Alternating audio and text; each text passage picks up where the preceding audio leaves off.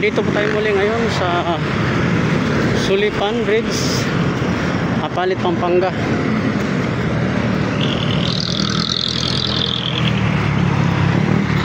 Nandito po yung pako ngayon ay naglalaki uli.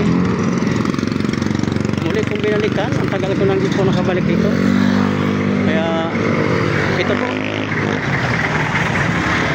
ito po ang bridge ng Sulipan, Apalit, Pampanga.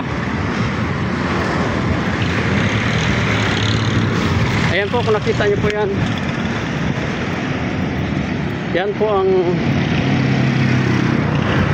LRT po na ginagawa po ngayon sa kasalukuyan ay hanggang dito po sa Sulipan.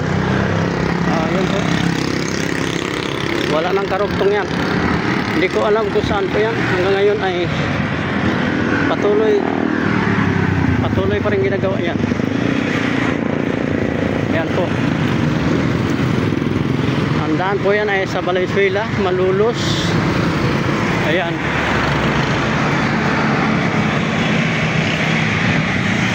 Hanggang ngayon ay nandyan pa rin. So ngayon po, ito ang dating bridge. Yan. Pinakalawang na. Pinakalawang na po yan.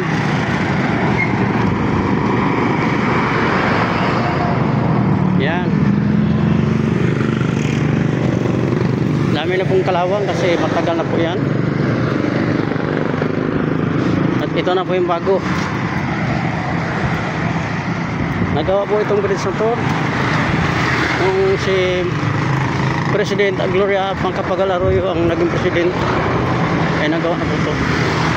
Dito po dumadaan ang mga Victory liner na galing Pampanga, Apalit, Makabibi.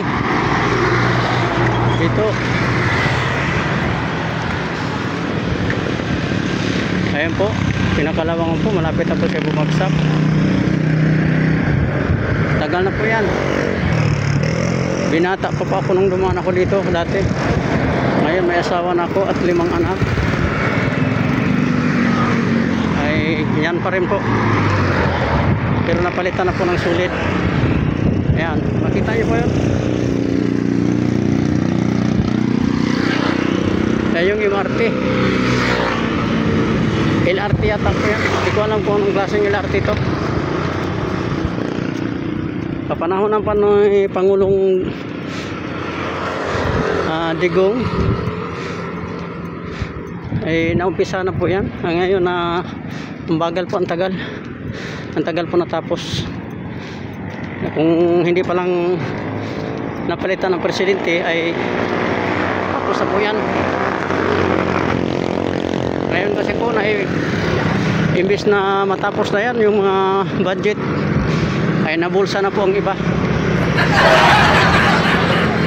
Wala talaga mangyayari sa Pilipinas pag ganyan lagi ang kalakaran nila. Puro bulsa na lang. Imbis na mapagawa na yun sa mga tulad ng flood control, LRT, yung MRT 7 doon sa papunta Bulacan, hanggang ngayon wala pa rin, hindi pa rin tapos, ang tagal. Tapos yung tren po, bago malis si Pangulong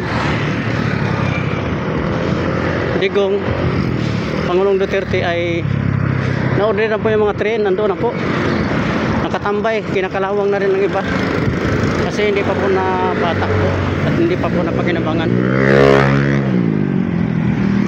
Kaya mahirap talaga pag ibang presidente, palit na naman, iba na naman ang kanilang ginagawa.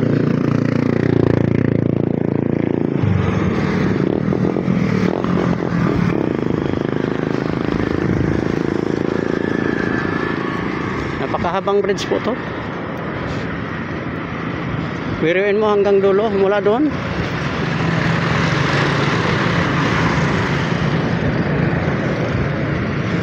Mula doon ay umabot po ako ng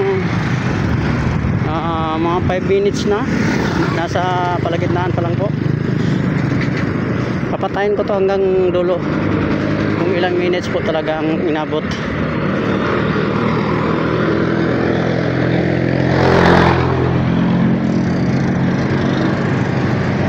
Sinubukan ko lang pong nilakad. nilakad muli para exercise din po. At ang aking customer ay nasa unahan pa. Minsan lang po ito order dito, mga halos kalating taon bago order at nagpapadeliver. Nilakad ko lang po, tinatry ko lang para exercise din.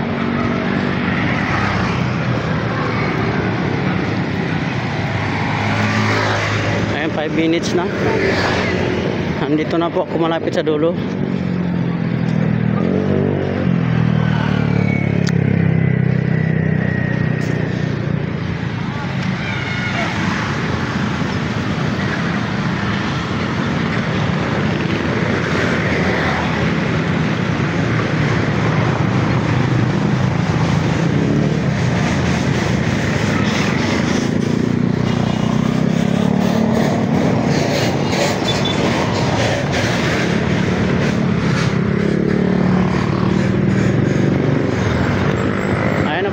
Apalit Fish Court. Ayan.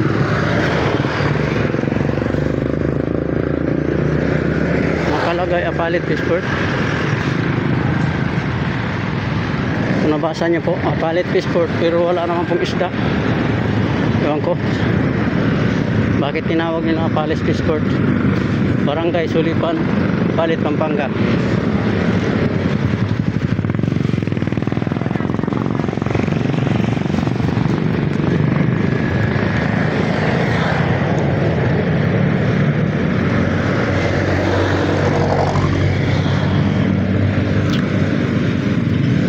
Nandito na po tayo sa pinaka end ng bridge po. Nandito na. Ito.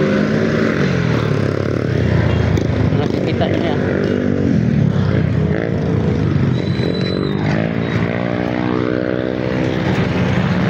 Tatawid ako sa kabila.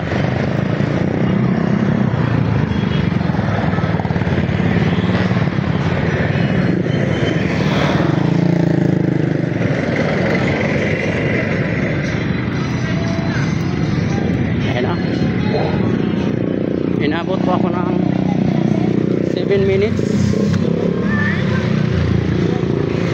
So maraming salamat po sa inyong pagsama sa akin. Abangan niyo po ang aking next vlog.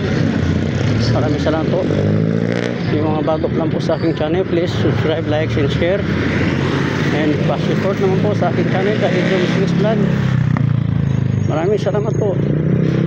Mag-ingat po tayo lagi sa mandako sa mundo. Ang buhay ay weather lang. Ito naman po ang bridge po ng Kalumpit. Ito po, nakikita niyo po, napakalawak ng ilog. Takip silim na po ito, hapon na.